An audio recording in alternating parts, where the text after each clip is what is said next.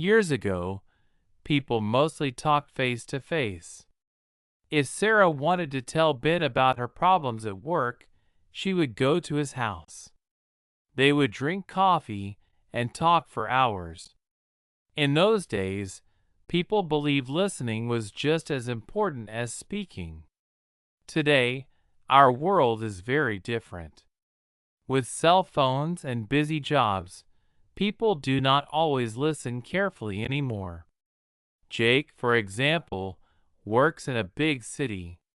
He rides the train each morning, but everyone is looking at their own screen.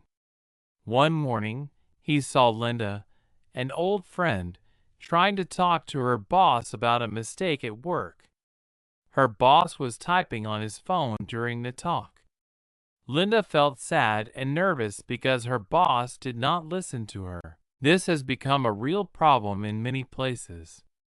Schools, offices, and even families find it hard to really understand each other. A news story last year told of a group of workers who lost their jobs. The company leaders did not listen when the workers shared their worries. In America, experts now say bad listening can cause problems not only between people, but also for big companies and even cities. People miss important details, make mistakes, and relationships suffer. Still, every day, someone like Sarah remembers how important it is to listen. She tries to listen with care, hoping others will follow her example. Jake always thought listening was easy. He believed he was a good listener. But when his new job started at the Uptown Tech Center in Chicago, he realized things were not so simple. His team leader, Miss Carter, asked the workers to share their ideas in a meeting. Jake wanted to speak up, but when others talked, many team members just waited for their turn and didn't really pay attention. Jake saw that some workers nodded their heads, but their eyes were on their emails. He felt strange and not sure if anyone cared about what he wanted to say. After the meeting, he could not even remember what his friends had talked about. Instead, he only remembered his own worry about speaking. Later at home, Jake's sister Maria also looked tired. Maria worked at a hospital in their neighborhood. She told Jake that sometimes doctors were so busy they did not listen to nurses carefully. Maria said this made her feel invisible at times. She gave an example. A nurse tried to explain a patient's pain, but the doctor only looked at his computer screen. The patient did not get the best help because the message was lost. Maria was upset. She wondered, "Do my words not matter?" Jake hugged her and thought about his own day. It started to seem like not listening well caused problems everywhere. This problem has old roots. In many American families, parents often do not have enough time to talk with their children after work. They are tired, just like Maria. Sometimes, when dinner is cooking, the TV is loud, and kids are busy with homework or phones. Conversations are short.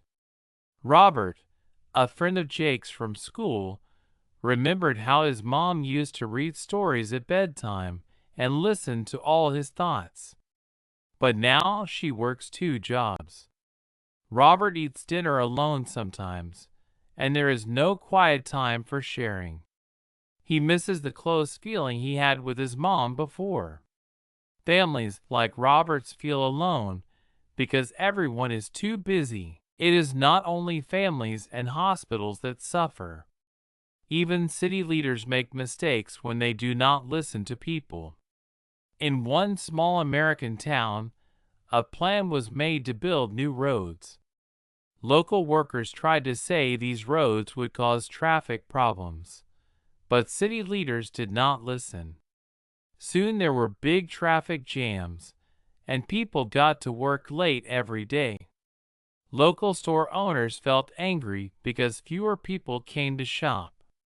The city lost money, and workers lost hope in their leaders. Some people quietly gained from this broken listening.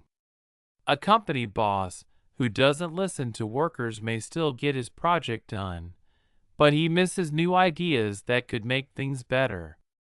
A busy parent may get a clean kitchen fast, but loses real moments with their kids. The ones who truly suffer are often the people with the softest voices, nurses, children, workers, who need to be heard the most. Little by little, Jake came to see how wide and deep the problem was, whether at work, at home, or in the city. But he also started to wonder if he could do something different, even if it seemed hard at first. Doubt came in, and Jake felt both small and worried, thinking, "Can one person really make people listen again?" Still, even with fear, he wanted to keep trying. Jake wanted to help change how people listened at work, but he soon met resistance. At his office, not everyone liked the idea of slowing down meetings to listen better. Some coworkers said they were too busy to give extra time to talking and listening. Others worried that meetings would take longer, and their real work would be delayed. Jake felt pressure to stay quiet. He overheard people say, "Why do we need to change the way we do things?" There was even one manager who joked that, in their fast-paced company, quick answers were better than long talks. For a while, Jake felt alone in his hope for more listening. Then something special happened. An expert named Dr. Evelyn Wright visited the company. Dr. Wright was known in Chicago for teaching others about listening and helping people work together. She began a workshop in the company's small meeting room. Dr. Wright was different from other speakers. She listened closely even when workers shared small worries. She looked at people when they spoke to her. Some workers smiled and seemed surprised. Dr. Wright explained, using short and clear words, that listening was not just about being polite. She said, "When you listen, you learn. When you learn, you can solve problems in new ways. This helps everyone succeed." Jake was curious and brave enough to volunteer in one of Dr. Wright's practice exercises. Dr. Wright showed everyone a simple exercise called 3-minute listening. For 3 minutes, one person talked and the other person only listened. After those 3 minutes, they switched. In the beginning, Jake found it hard not to speak up with advice or questions, but he stopped himself and focused on the speaker. The room was quiet, but something felt different. When it was over, his partner Tony said, "I felt heard for the first time all year." Other workers also looked pleased. Dr. Wright gave more tips, like asking gentle questions and making eye contact. She said, "Big changes start with small steps at home, at work, or at school." She shared stories about families who learned to listen again by turning off all screens during meals. She told about a city bus group who started taking 10 minutes every week to listen to driver safety ideas, which stopped accidents. Some people in the workshop were not sure it would work at their company. They said, "Old habits are hard to change." But Dr. Wright simply replied, "It's not easy, but it's worth it." After Dr. Wright's visit, more workers started to listen carefully in small groups. Team leaders noticed fewer mistakes. Jake felt excited and scared, but more hopeful than before. At home, he told Maria about the workshop. She tried listening to her patients' families a little more each day. One mother hugged Maria and said she felt understood for the first time. Still, not everyone believed listening could help. Some managers wanted quick results, and a few coworkers still laughed at slow meetings. But Jake, Maria, and even Tony started to believe that small changes could make life better. Whenever someone doubted, Dr. Wright's lesson came back to them. Listening might take courage and patience, but it always brings new hope. Jake was starting to see early victories, and his own confidence quietly grew. Jake and his co-workers noticed how their company was slowly changing for the better.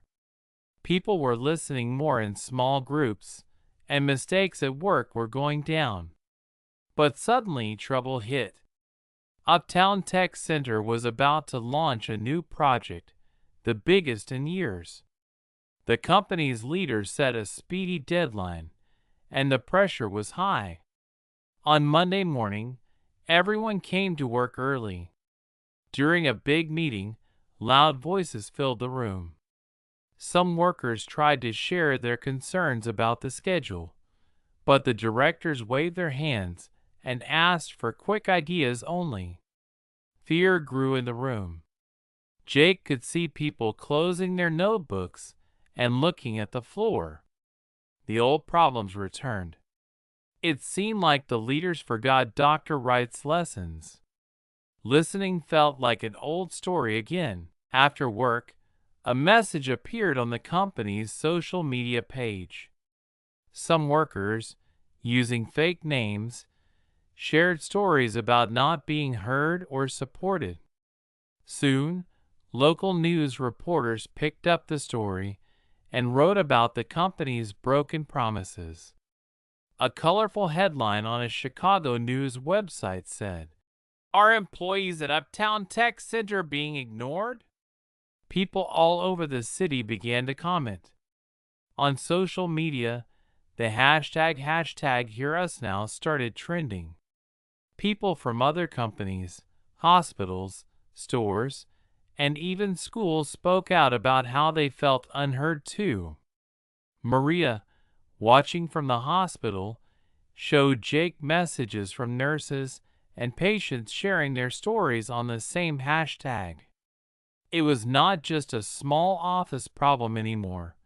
People across the city were talking about listening. Protests started right outside Uptown Tech Center. Every lunch break, workers from different companies marched together with signs that said, "Listen to the people." The news showed groups of parents demanding school meetings where they could talk about their children's needs. On TV, Dr. Wright was invited to share her ideas about making workplaces and cities listen more. She spoke in simple words that many could understand. She said, "Listening builds trust. Without trust, nothing grows strong." Her words became popular, and people shared the video many times. Jake felt worried, but also noticed that more people around him wanted to help. In city meetings, ordinary folks stood up and told the mayor they felt ignored for years. Some leaders finally started to listen, promising to set new rules so everyone got a chance to speak in important meetings. Uptown Tech Center had to respond quickly. The company's president wrote a letter to all employees saying, "We will listen better. We will make space for every voice." Another meeting was set, but this time, Dr. Wright was asked to lead. The news, local and national, sent teams to watch the meeting. Jake felt nervous, standing in front of cameras and so many people. But looking around the room, he could see hope in the faces of workers, parents, and nurses. This was a turning point. Problems were bigger now, but so was the attention and hope. It was no longer just Jake, Maria, or Tony trying to change things alone. The city was watching, speaking out, and everyone waited to see if this promise for listening would finally make a real difference. The day of the big meeting arrived, and everyone in Uptown Tech Center felt nervous. News cameras waited at the entrance, and crowds of workers stood inside and out. Jake's hand shook as he walked into the meeting room. Maria had taken the day off to be there too. Dr. Wright sat at the head of the long table. For a short moment, the room was very quiet. Then the president of the company cleared his throat and admitted, "We have not listened enough. We want to do better, but we need help." Everyone held their breath. This was a new sound, a leader saying sorry in front of their workers. Dr. Wright asked every person at the table to speak, one by one. This took a long time, but no one complained this time. Jake stood up and talked about how ignored he had felt before, and about the changes that started with a 3-minute listening exercise. Maria told the room about nurses and quiet patients, their stories slipping through the cracks. Other workers, some who had never spoken in meetings before, finally shared their fears about deadlines and mistakes that came from poor listening. The president and directors listened with serious faces, making notes and not interrupting. People in the crowd outside watched on big screens, cheering when a worker spoke bravely. Suddenly, someone in the back of the room broke down in tears. She said her whole team had felt invisible, and now, finally, someone was really listening. Her words echoed around the room and out into the crowd, where other people wept and hugged each other. The media recorded everything. Later, the news called it a wave of honesty and courage. Posts from the meeting flooded social media by the hour.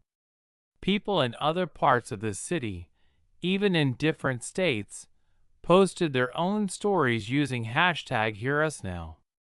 By nightfall, the city seemed to move a little differently. Children watched their parents do their best to listen at the dinner table. School teachers turned off their phones during class and let their students finish talking. Hospital nurses gathered to share small victories and say thank you to one another. For Uptown Tech Center, the meeting changed everything. The company created a new rule. Every big decision needed to include real time for listening. Dr. Wright was asked to return many times, not just to lead sessions, but to help create a permanent plan for better communication. Maria's hospital, seeing the news, started their own listening workshops. In City Hall, local leaders announced a new law that every neighborhood would get regular open meetings, where anyone could talk and be heard. Not everyone felt comfortable with all these changes. Some old bosses thought it was too slow or too emotional. But the balance of power was different now. Workers had discovered their own voices held real value. Even children learned that good listening could solve fights and grow friendships. Among adults and leaders, trust grew. People were no longer just speaking. They were finally being understood. The cost of ignoring others had grown too high, and now society was eager to move forward with listening, kindness, and hope. For the first time, it felt possible that communication would not break down, but instead build something new for everyone. The days after the important meeting felt different. Jake noticed the quiet in the office was not full of fear now. Workers smiled as they passed each other in the hall. There were more open conversations in the lunchroom, and people took real time to listen during meetings. Not everyone changed at once. Some workers still hurried, and a few missed the old ways, but the company leaders tried to keep their promise. Each week, there was a listening hour where anyone could talk without fear. Dr. Wright helped make a plan so new workers learned about listening on their first day. Jake and Maria liked to remember the moment when everyone's voices were finally heard. They spoke about how hard it was to share their feelings, but how much better things became after that day. They both understood that real listening takes courage.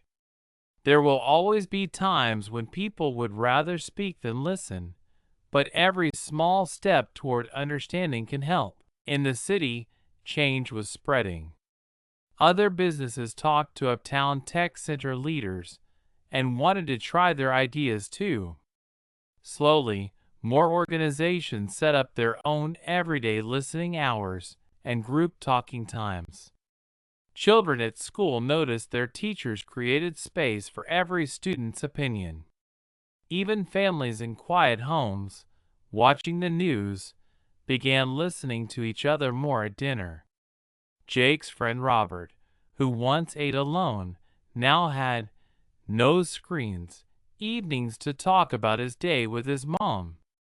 Maria was proud to share with her hospital coworkers that fewer mistakes were being made because nurses and doctors listened better than before. The new city law for community meetings brought angry neighbors and busy parents together, but week by week, trust started to grow there too. It was not always easy. Sometimes, people grew frustrated waiting for their turn to speak. At work, some deadlines were missed because meetings took longer.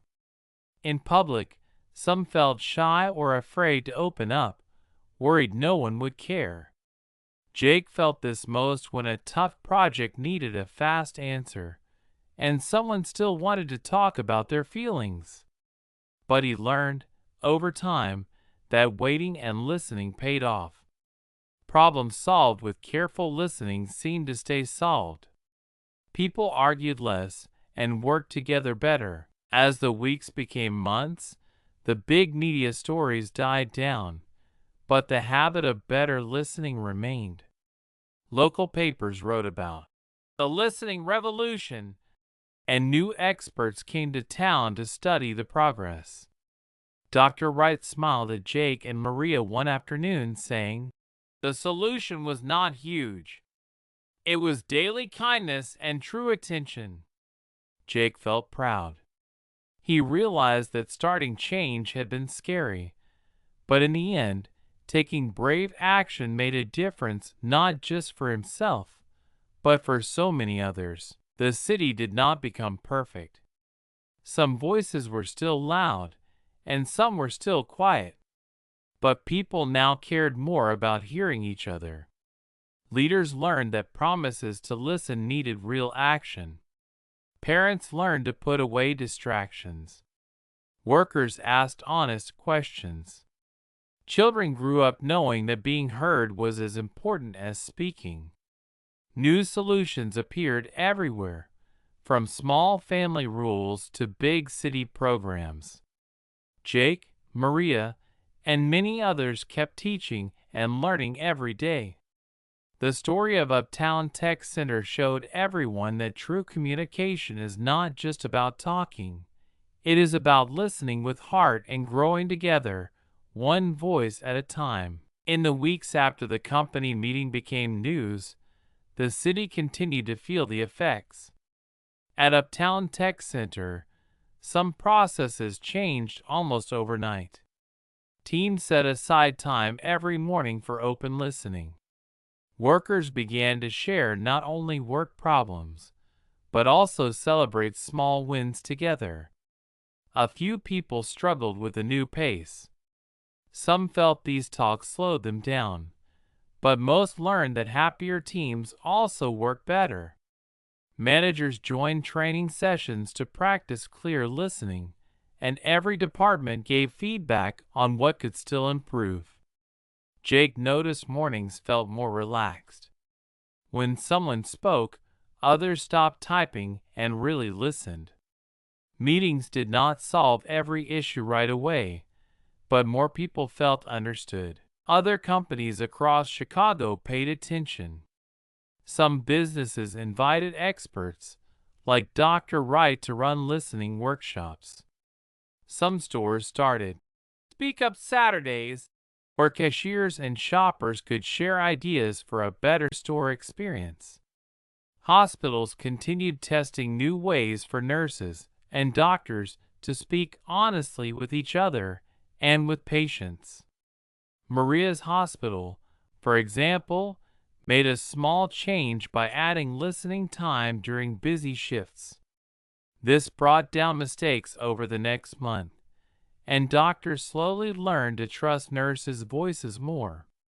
At Jake's sister's hospital, a bulletin board let patients and families leave notes about what made them feel heard, helping everyone notice good examples to follow. The city government responded to demands from meetings and protests. City leaders sent out surveys to every neighborhood, asking people for their real ideas. Some local boards quickly set up monthly town halls, where regular citizens met officials and shared concerns. At first, some meetings were loud or uncomfortable. Some neighbors argued, and others did not want to wait their turn. But the practice of listening in public slowly got easier. Leaders realized they made better choices after hearing stories from all kinds of people. Families and schools also changed. In some homes, new habits grew. Robert's family, inspired by news about Uptown Tech Center, started Quiet Hour twice a week with no TV or phones. Parents had to learn patience, and kids had to try telling their thoughts to adults, not just friends online. Teachers in schools ran Circle Time each Friday, letting every student talk about their week. Some children found it hard at first, but everyone laughed when shy students shared for the first time. Jake enjoyed hearing about these stories. He felt proud, but also saw that new problems appeared as people tried to listen more. Not everyone agreed on how to keep changes going. Some groups felt tired from all the focus on talking and listening. Businesses worried about losing time or money if meetings grew longer. In city offices, some leaders wanted fast answers, not long discussions. Hospital managers pushed back if new routines slowed them down. But Dr. Wright and her team did not give up. They kept meeting with groups, sharing simple exercises and stories. Jake and Maria also played a small part by visiting other businesses and telling their own story. They explained it was okay to feel unsure, and mistakes could be learning moments. Little by little, hope grew in different places. The listening hour became a neighborhood tradition. At the local coffee shop, workers greeted regulars by name and remembered old stories. Even people working alone from home joined online listening clubs. In the middle of the change, everyone was learning to work through disagreements quietly, ask questions without anger, and let others finish their story. The city's first step was not perfect, but together, everyone tried to deal with a new way forward. Over the next few months, signs of real change could be seen all around the city. Uptown Tech Center slowly became known as a place where listening was just as important as doing the actual work. New workers were used to explaining their ideas in group circles before any plan began. Jake noticed that project delays actually dropped because everyone knew what the team needed from the start. Maria saw it change too. The hospital staff shared their worries and ideas at weekly meetings, and doctors called nurses by their first names more often. There were fewer misunderstandings with patients, and even the busy waiting rooms seemed a little less tense. In shops nearby, signs asked customers for suggestions. Cashiers smiled and took time to listen when someone had a problem with their order. In the schools, students became better at sharing their ideas. Teachers started rewarding not just answers, but good listening as well. Some students formed small, listening teams, where kids helped classmates feel safe talking about their troubles. Sometimes, Jake volunteered at Robert's school, sharing with students how brave actions could help everyone understand one another. Even bad days at school could turn around because friends started to check in with each other instead of making quick judgments. Many teachers sent notes home telling parents when their children tried to listen well or make peace with a classmate. For some companies, the habit of slower meetings did worry leaders. One large business, Eastbrook Bank, struggled because older managers did not trust listening circles at first. They felt there was not enough time for long talks. When a customer service problem grew, the leaders finally tried a new rule. The bank would start the week with a listening hour for all staff. After a few months, complaints from customers dropped, and even sales went up as workers fixed old problems no one had noticed before. Leaders became less afraid as they saw the bank's results improve. Still, not everything was smooth. Some older workers missed the old fast pace and felt uncomfortable with lots of open talking. There were debates in city council about whether listening programs took up too many resources. Some smaller companies refused to join, saying their teams were too busy. New technology also caused new problems. Video calls made real listening hard again, as people got distracted by emails or background noise. In schools, some students found ways to use the circle time to avoid lessons, which made a few teachers question if it worked all the time. Yet the larger shift was clear. Communities grew more connected. Local leaders asked for help before making changes to parks or streets, and neighborhoods held block meetings before major projects. Maria sometimes brought hospital stories to these meetings. More volunteers helped in schools, sports, or local events because people now felt asked and welcomed. Jake found he made friends more quickly with neighbors once they saw he cared about listening to them. Families also kept some of their new listening rules, like technology-free night, or making time for everyone to share one good thing before bed. Arguments and problems did not disappear. Debates over budgets, policy details, or tradition versus change often grew tense at meetings. Some people argued that after months of talking, they needed action again. But at each tense moment, someone would raise their hand and remind the group, "Let's listen before we decide." Even when people didn't agree, there was less yelling and more understanding. Through first-hand experience at work, home, and in the city, listening became an ordinary tool instead of just a special project. The society was not perfect, but the lesson was now woven into daily life, helping everyone move forward together, step by step. Months turned into a year, and Jake could see how much everything around him had changed. Work at Uptown Tech Center no longer felt rushed or lonely. People knew each other better and helped solve problems before they became big. Managers were more open, and even new workers shared their opinions without fear. Mistakes still happen sometimes, but now teams fixed them together. Each member's voice added to the solution. Jake felt proud, thinking back to when no one wanted to listen at all. He realized that every small effort mattered, and every voice made a difference.